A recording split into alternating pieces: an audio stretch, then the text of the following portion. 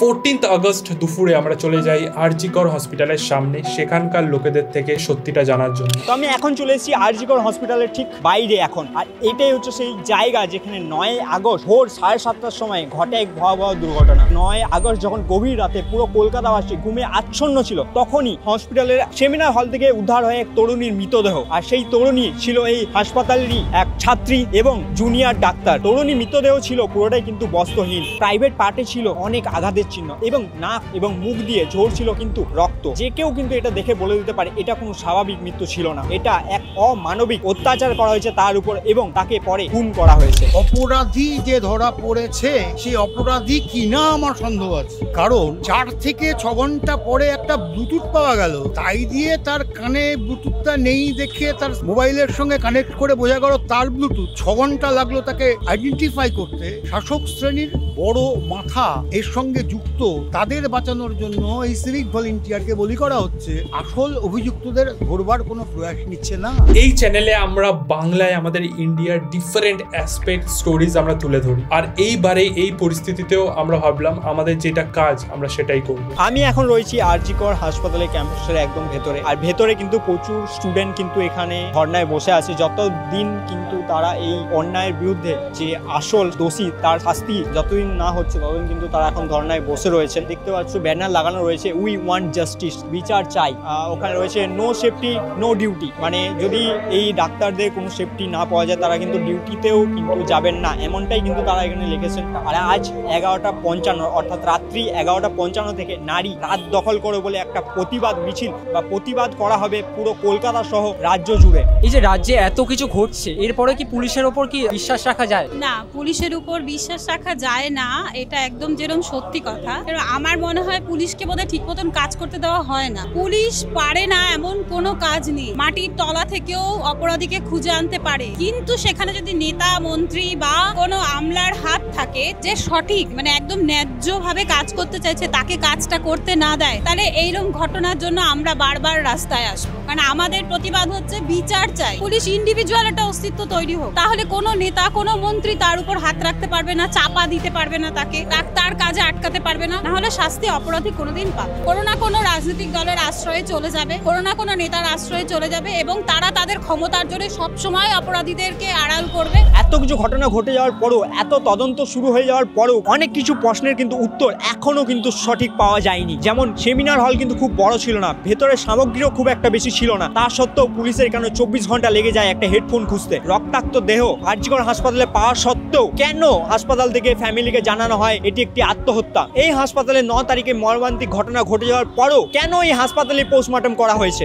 এখন আমরা ভেতর থেকে জানতে পারলাম যে ভেতরে কিন্তু ওই সেমিনার হলের দেওয়াল কিন্তু ভাঙা হয়েছে এবং ভেতরে সংস্করণের কাজ চলছে। কেন, এটা কার আদেশে এটা করা হচ্ছে এই মর্মান্তিক জায়গায় যেখানে কিন্তু অনেক প্রমাণ রয়েছে, এখনো কিন্তু অনেক প্রমাণ পাওয়া যেতে পারে? কার আদেশে কিন্তু এই দেওয়াল ভাঙনের কাজ চলছে? অনেক কিছু প্রশ্নের উত্তর কিন্তু এখনো আমরা পাইনি। এই যে মর্মান্তিক একটা ঘটনা ঘটেছে, পুলিশের উপর কি এখনো বিশ্বাস করা যায়? আপনারা যার উপর বিশ্বাস রাখার কথা বলছেন তারা বিশ্বাসঘাতকের কাজ করেছে, তার প্রতি কোনো বিশ্বাস নেই। আদালত পুলিশের যে তদন্ত সেটা সঠিকভাবে না হওয়ার জন্য সিবিআইয়ের হাতে তুলে দেওয়া হয়েছে। এখন কি মনে হয় যে সিবিআই তাড়াতাড়ি কি খুঁজে বার করে আসল দোষীকে বার করতে পারবে? খুব বড় একটা কোয়েশ্চেন মার্ক হয়ে থাকবে, কারণ সিবিআই এর আগে অনেক মামলা নিয়েছে, কিন্তু সবকটার সদুত্তর এখনো অব্দি পাওয়া যায়নি। যদি পাওয়াই যেত তাহলে এই রাজ্যের তাবৎ নেতারা এই মুহূর্তে জেলের মধ্যে থাকতো। সেমিনার হলে কিছু দেওয়াল নাকি ভাঙা হয়েছে বা যে প্রমাণ সেটা লোপাট করার চেষ্টা করা হয়েছে। যদি এটা হয়ে থাকে তাহলে তো এটা ওপর মহলের চাপ ছাড়া সম্ভব নয়। যেখানে মূলত এই ক্রাইমটা হয়েছে সেই অঞ্চলে প্রমাণ লোপাট ছাড়া অন্য কোন কারণে যখন এটা কমপ্লিট তদন্তই হলো না সেই জায়গায় ভাঙচুর বা নতুন করে কিছু তৈরি করার সিদ্ধান্ত হসপিটাল কর্তৃপক্ষ নিল? খুব বড় প্রশ্ন উঠছে যে এটাকে কত বড় ধামা চাপা দেবে। মর্মান্তিক ঘটনা যে হসপিটালে ঘটেছে সেখানেই কিভাবে পোস্টমর্টম করা হয়েছে? এত তাড়াতাড়ি দেহটাকে জ্বালিয়ে দেওয়া, সেটা না করে আর একটু ভালো করে এটার পোস্টমর্টম করলে বোধহয় আরো বেশি তথ্য পাওয়া যেত। পোস্টমর্টম থেকে আমরা যা পাচ্ছি তাতে দেহরসের পরিমাণ এতটা, সেটা একজন ব্যক্তির দ্বারা সম্ভব নয়। তার শরীরের যে বিভিন্ন অংশে বিভিন্ন ক্ষতস্থান, সেটা এক রকমের ক্ষতস্থান নয়, একই নোকের ক্ষতস্থান নয়। সেখান থেকেও বোঝা যাচ্ছে যে এটায় বিস্তর গাফিলতি রয়েছে, একটা বড় ধামা চাপা দেওয়ার একটা প্রক্রিয়া চলছে। কয়েক বছর আগে একটা ধনঞ্জয়ের কেস এরকম ভাবে ফুটে উঠেছিল আমাদের কাছে, যেখানে একজন নির্দোষ ব্যক্তিকে কিন্তু ফাঁসি দেওয়া হয় এবং কয়েক বছর পর জানা যায় সে নির্দোষ ছিল এবং দোষী অন্য কেউ ছিল। এরকম অনেক ঘটনা আছে যেখানে আসল যে অপরাধী তাকে বা তাদেরকে বাঁচানোর জন্য কিছু সাধারণ মানুষ, খেটে খাওয়া মানুষ, তাদেরকে বলির বাকড়া করা হয়। এটা হয়েছে। এক্ষেত্রে কি হচ্ছে সেটা আমরা বলতে পারবো না এখনই। আজকে রাতের বেলা যে কর্মসূচি রয়েছে সেই কর্মসূচির কথা মাথায় রেখে মেট্রো কর্তৃপক্ষ জানিয়েছেন যে প্রত্যেক দিনের যে 10:40 লাস্ট মেট্রো থাকে সেটা ছাড়াও কিন্তু আরো দুটি এক্সট্রা মেট্রো দেওয়া হয়েছে যাতে জনসাধারণের কোনো অসুবিধা না হয়। একটা রয়েছে কিন্তু 10টার সময় আর একটা রয়েছে কিন্তু 10:20-তে।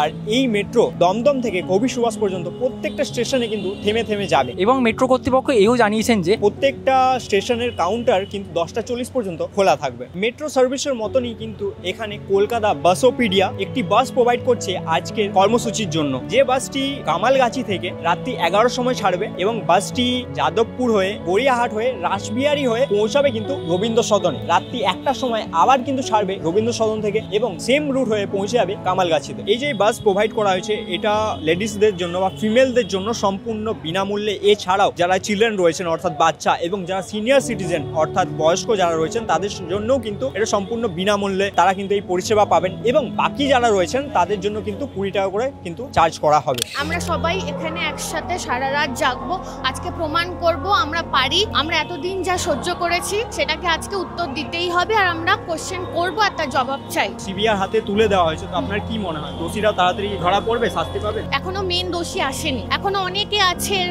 ভেতর, শুধু একজনকে স্কেপগোট করে রাখা হচ্ছে। আর এর একটা শাস্তি হোক, এরকম না যে ট্রায়াল চলবে বছরের পর বছর। নির্ভয়া আমরা দেখেছি, সেটা রিপিটেশন আমরা চাই না, আমরা যত তাড়াতাড়ি চাই এর সাজা হোক। যেহেতু আজ দুপুর বা বিকেল থেকে অনেক জায়গায় বৃষ্টি হয়েছে আর মানুষ যেভাবে এই প্রোটেস্টে সাড়া দিয়েছেন, দেখুন বৃষ্টি তো বর্ষাকালে বৃষ্টি হবে, বাট এই যে আমাদের যে লড়াই সেটা কোনো বৃষ্টি হোক, সুনামি হোক, কিছুতেই আটকাবে না। এত কিছু যে ঘটনা ঘটছে, আগেও ঘটেছে, এখনো ঘটে চলছে কন্টিনিউ, তো এটার উপর কি পুলিশের উপর কি এখনো বিশ্বাস করা যায়? প্রশাসনের উপর আমাদের বিশ্বাস রাখতেই হবে। আমরা প্রশাসনের বাইরে নয়, আমরা লিগালি চলতে চাই। আমরা চাই যে প্রশাসন আমাদের সাথ দিক, আমাদের হেল্প করুক আর আসল দোষীদের সামনে নিয়ে আসুক। এখন আমরা আছি যাদবপুর 8B বাস স্ট্যান্ডে। এখানে আজকে যে 14 তারিখ যে প্রোটেস্টটা হওয়ার কথা আছে সেখানে আমরা উপস্থিত হয়েছি। এখন বাজে ঘড়ির কাঁটায় 10:21 এবং এখানে দেখা যাচ্ছে পেছনেই যে ফ্ল্যাকার্ড নিয়ে দাঁড়িয়ে আছে মহিলারা, তারা প্রোটেস্টের পরিচালনা করছেন। এবার মনে হচ্ছে যেহেতু 11:55 থেকে এটা স্টার্ট হবে আর এখনো কিন্তু অনেকটা টাইম বাকি রয়েছে, আমার মনে হয় ভিড়ের সংখ্যা আরো বাড়বে। শুধু এই রাজ্যে বলে না, আমাদের গোটা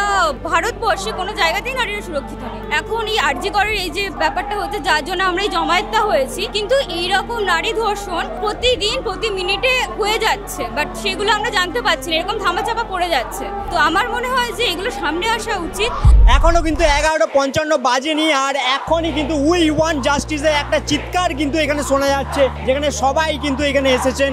11:55 কিন্তু এখনো বাজেনি, তা সত্ত্বেও কিন্তু চারিপাশে ভিড়ে কিন্তু জমজমাট অবস্থা হয়ে গেছে। এই দেশের অবস্থাটা এরকম হওয়া উচিত নয়, যেমন আমরাও ফ্রিলি ঘুরতে পারি, সেটা অবভিয়াসলি প্রতিটা মেয়েও যেন ফ্রিলি ঘুরতে পারে, সেটা আমরা অবভিয়াসলি চাই। এইরকম জিনিসপত্র যেন না হয় দেশে। প্রথমে প্রিন্সিপাল বলেছিল প্রথম স্টেটমেন্টে যেটা মেয়ে রাতে কি করে কেন একা ঘুরছিল, তো আজকের প্রোটেস্টটা আমি মনে করি ওটার জন্যই, যে রাতে একা ঘোরাটা বিষয় নয়। আজকে এই ঘটনাটা যেন আর কোনোদিন কোনোভাবে রিপিট না হয়, এটা আমরা দেখবো। যে র্যালিটা স্টার্ট হওয়ার কথা ছিল সেটা কিন্তু স্টার্ট হয়ে গেছে আর এই র্যালিটা এখান থেকে যাবে যাদবপুর থানা এবং সেদিক থেকে যাবে সুলেখা এবং সুলেখা থেকে আবার যাদবপুর বাস স্ট্যান্ড 8B-তে কিন্তু সেটা শেষ হবে। আমাদের 50%-এর ওপরে সব মহিলা, ঘরের মহিলা বেরিয়ে এসছে এখানে। আজকে যে এই দিনটাতে যে এত মহিলা সাথে পুরুষও এসেছে, এর জন্য যে আমরা যে জাস্টিসটা চাচ্ছি, এর জন্য আমি সকলকে মানে সবার প্রতি একটা মানে আলাদা শ্রদ্ধা জ্ঞাপন করতে চাচ্ছি। শুধুমাত্র আজকের না, পাশাপাশি প্রত্যেকটা রাতও যেন এইরকম ভাবে মেয়েটা দখল করে নেয়, এটাই বলতে চাচ্ছি। সেমিনার হলে যে ঘটনাটা ঘটেছে, এভিডেন্স মেটানোর একটা চেষ্টা করা হয়েছে, তার সাথেও আমরা জানতে পারছি ওই দেওয়ালটা নাকি ভেঙে দেওয়া হয়েছে। যদি একটা বড় পার্টির হাত নাই থাকতো তাহলে এত লোকানো কিছু হতো না। আমার মনে হয় এই আন্দোলনটা ততক্ষণ চলা উচিত যতক্ষণ না জাস্টিস না পাচ্ছে। এর মধ্যেই কিন্তু বৃষ্টি পড়ে গেছে, বৃষ্টি কিন্তু ভালোই রকম হচ্ছে এবং কিন্তু এই বৃষ্টির মধ্যেও কিন্তু এই যে ভিড়, এটা কিন্তু ভঙ্গ হয়নি। এই ভিড় কিন্তু এগিয়ে চলেছে নিজের গন্তব্যের দিকে। আর এই ভিড় বৃষ্টির মধ্যেও মানুষ ছাতা ফুটিয়ে, একে হয়তো ছাতা আনেননি, ভিজে পড়ে কিন্তু এই ভিড়ের মধ্যে সামিল হয়েছেন। তো আমরা রোডের এই পারে রয়েছি আর রোডের ওই পারে কিন্তু ন্যাশনাল অ্যানথেম হচ্ছে, যেটার জন্য কিন্তু যারা এই মিছিলে যোগদান করেছিলেন, এই প্রোগ্রামে যোগদান করেছিলেন, তারা কিন্তু সবাই কিন্তু রোডের ওই পারে দাঁড়িয়ে পড়েছেন এবং আমরাও দাঁড়িয়ে পড়েছি। একটু আগে জোরে বৃষ্টি হয়েছে, বাট এখনো হালকা হালকা বৃষ্টি পড়ছে। আর সব থেকে বড় কথা, রাত যত বাড়ছে তত ভিড় বাড়ছে। আর এই বৃষ্টির মধ্যেও লোকের যেটুকু উত্তেজনা, আমি দেখছি বাচ্চা থেকে বুড়ো পর্যন্ত এই লোকের মিছিলে চলে এসছে হাঁটার জন্য। তো এখন আমরা হেঁটে হেঁটে চলে এসেছি যাদবপুর থানার কাছে এবং এদিক থেকে মিছিলটা এগোচ্ছে গোল পার্ক পার্কের দিকে, আর প্রচুর পরিমাণে ভিড় রয়েছে। একদমই প্রচুর পরিমাণে ভিড়। তো যেহেতু সবাই কিন্তু উই ওয়ান্ট জাস্টিস, বিচার চাই বলে কিন্তু সবাই চিৎকার করে সামনের দিকে মিছিলে কিন্তু এগিয়ে চলেছেন।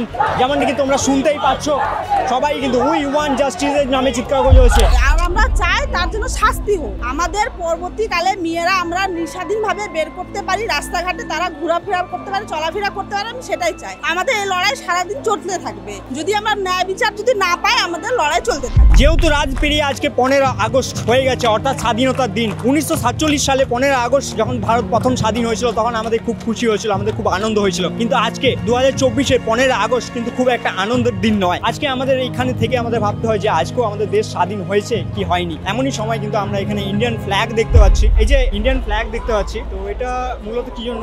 15 আগস্টের জন্য নাকি এই যে প্রতিবাদ মিছিল তার জন্য? 15ই আগস্টের জন্য তো নয়। আমি প্রথমবার এমনি হচ্ছে জীবনে যে আমি হ্যাপি ইন্ডিপেন্ডেন্স ডে বলছি না কাউকে, কিন্তু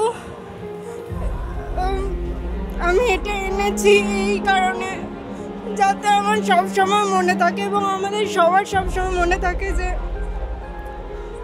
আমাদেরকে ভালো করতে হবে সমাজটাকে, এবং আমাদের প্রতিবাদ করতে হবে যখন সমাজটা নোংরা পথে এগোচ্ছে আমরা দেখছি, সেটা আমাদেরকে প্রতিবাদ করতে হবে। এবং এটা যে আমার রেসপন্সিবিলিটি, এখানে সবার রেসপন্সিবিলিটি, এই সুন্দর দেশটা যেন সুন্দর থাকে সেই দায়িত্বটা আমাদের, সেইটা যাতে আমার মনে থাকে, সবার মনে থাকে, সেই জন্য আমি এই ফ্ল্যাগটা এনেছি।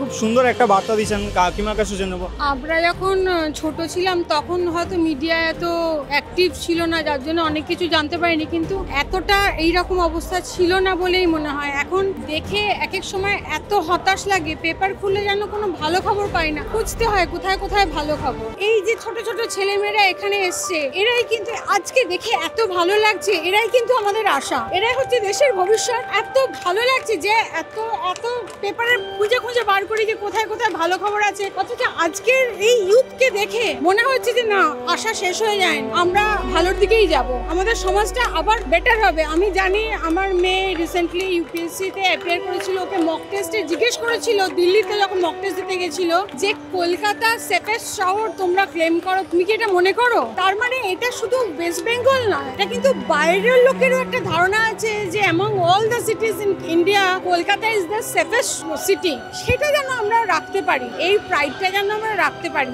আজকে দেখে মনে হচ্ছে যে আমরা পারবো। মোমবাতি আলো কিন্তু এই বৃষ্টিতে কিন্তু থামাতে পারেনি, মানুষ কিন্তু অনবরত এসে চলেছে, ভিড় কিন্তু বেড়েই চলেছে। 2 থেকে 3 ঘন্টা হয়ে গেছে, এখনো পর্যন্ত কিন্তু আমরা এখন যাদবপুর যে পুলিশ স্টেশন সেখানেই আমরা রয়েছি, আর এই ভিড় থামার নাম নেই। এই বৃষ্টি ভিড়কে ভাঙতে পারেনি, এই ভিড়ের ইউনিটি কিন্তু এখনো রয়েছে, ভিড় এখনো বেড়ে চলেছে। আর চারিপাশে শুধু মোমবাতি জ্বেলেছে, কেউ হয়তো নিচে হাতে ফ্ল্যাগার ধরে রয়েছে, কেউ হয়তো পোস্ট ধরে রয়েছে, যেমন সামনেই রয়েছে আমার দিদির বিচার চাই একটা পোস্ট কিন্তু এখানে সবাই মিলে ধরে রয়েছে। আর এখানে কেউ আজাদি, কেউ উই ওয়ান্ট জাস্টিসের নারা কিন্তু লাগিয়ে চলেছেন। এই যে এত ঝড় ঝঞ্ঝা পার করে আপনি এসেছেন, কি মনে হচ্ছে আজকের ইউথ জেনারেশন কি আদৌ তৈরি? আমার মনে হয় না। এই জেনারেশন যারা একটু ভাবে বা যারা তৈরি হওয়ার মতন, তারা তাদের ক্যারিয়ার নিয়ে ব্যস্ত। এটা জাস্ট এসছে অনেকে আউট অফ ইমোশন আসছে। এই প্রোটেস্টটা কি ভবিষ্যতে কাজে দেবে? হ্যাঁ, নিশ্চয়ই, ইতিহাসে এটা লেখা থাকবে। থানার সামনে কিন্তু প্রথম থেকে বিক্ষোভ চলছিল, কিন্তু আস্তে আস্তে এই ভিড় থানার ভিতরে যায় এবং থানার সামনে যা জিনিসপত্র রয়েছে তা কিন্তু ভাঙচুর চালানো শুরু হয়ে গেছে অলরেডি। এবং কিছু কিছু মানুষ এই সামনে যে হাতে পাথর টুকরো যা পাচ্ছে তাই কিন্তু থানার দিকে কিন্তু ছোড়া হচ্ছে। 2-3টে যে বেলুনের মতন গেট সাজানো ছিল সেগুলো অলরেডি ভেঙে দেওয়া হয়েছে, গুড়িয়ে দেওয়া হয়েছে। যেভাবে কিন্তু ভিড় পুলিশ স্টেশনের দিকে ঢুকছে এবং সামনের দিকে যে যা অংশ পাচ্ছে তা কিন্তু ভাঙচুর করছে। পুলিশ প্রশাসন থেকে জানানো হয়েছে এই ভিড় কিন্তু থানা থেকে বেরিয়ে যাওয়ার জন্য বা থানার সামনের থেকে সরে যাওয়ার জন্য, নাহলে কিন্তু পুলিশ প্রশাসনের বিরুদ্ধে পুলিশ কিন্তু স্টেপ নিতে চলেছে, এমনটাই শুনতে পাচ্ছি। অন্যদিকে কিন্তু আরজিকর হাসপাতালেই কিন্তু আমরা যেটুকু জানতে পারলাম আনন্দবাজার সোশ্যাল থেকে, আরজিকর হাসপাতালেও কিন্তু খুব বড় একটা ঝামেলা চলছে, খুব বড় একটা মারপিট চলছে। ওখানে অনেক ঝামেলা হচ্ছে, সেখানে চেয়ার ভাঙা হচ্ছে, তুমুল পরিমাণে মারপিট হচ্ছে, সামনে যাকে পাচ্ছে তাকে কিন্তু মারা হচ্ছে। এরকম একটা পরিস্থিতি তৈরি হয়েছে আরজিকর হসপিটালের ঠিক ভেতরে, ক্যাম্পাসের মধ্যে এবং ক্যাম্পাসের বাইরেও। আমি নিজে আমার অঞ্চলের প্রোটেস্টে ছিলাম, খুবই একটা পিসফুল প্রোটেস্ট যেটা পুরো ওয়েস্ট বেঙ্গল জুড়ে হচ্ছিল। আর সেই পিসফুল প্রোটেস্টটাকে ডিসরাপ্ট করার জন্য হয়তো এই পার্টিকুলার লোকগুলো আরজিকর কলেজে গেছিল ভাই ভাঙচুর করতে। এখন এই মুহূর্তে যে পরিস্থিতি রয়েছে, এক মর্মান্তিক অবস্থায় রয়েছে, যেভাবে ভাঙচুর চালানো হচ্ছে চলছে, যেভাবে ছাত্রীদের উপর ছাত্রদের উপর নির্মমভাবে অত্যাচার করা হচ্ছে, ছাত্রীদের রুমে গিয়ে কিন্তু তাদের উপরও কিন্তু আক্রমণ করা হচ্ছে এবং বাইরে যে ছাত্ররা বাইরে প্রোটেস্ট করছিল তাদেরকেও কিন্তু মারধর করা হয়েছে, ব্যারিকেড সমস্তগুলো ভেঙে দেওয়া হয়েছে। পুলিশ প্রশাসনের সেরকম কিছু ভূমিকা সেখানে দেখতে পাওয়া যায়নি। একদিকে যেমন ওটা দেখা যাচ্ছে আর একদিকে কিন্তু এদিকে রাস্তায় মানুষ বসে, এখন কিন্তু রাত্রি 2:30 বাজতে চলেছে, এখনো কিন্তু মানুষ রাস্তায় বসে কিন্তু এই প্রতিবাদ জানাচ্ছে। এখানে কিন্তু মানুষ প্রচুর পরিমাণে বসে রয়েছে, এখনো কিন্তু মানুষ বাড়ি যায়নি। পুরো রাত মানুষ এই প্রতিবাদ জানিয়েছে এবং পুরো সকাল পর্যন্ত এই প্রতিবাদ চলবে। অনেস্টলি স্পিকিং আমি জানি না আমাদের ওয়েস্ট বেঙ্গলের ফিউচার কি, বাট একটা জিনিস জানি, সেটা হলো আমাদেরকে আমাদের নিজস্ব ফিল্ডে অনেস্ট থাকতে হবে। আমাদেরকে আমাদের কর্মক্ষেত্র আমরা যাই কাজ করি সেটাই অনেস্টির সাথে করতে হবে। তবেই হয়তো ওয়েস্ট বেঙ্গলকে আমরা একটা বেটার প্লেস বানাতে পারবো আমাদের আগামী প্রজন্মের জন্য।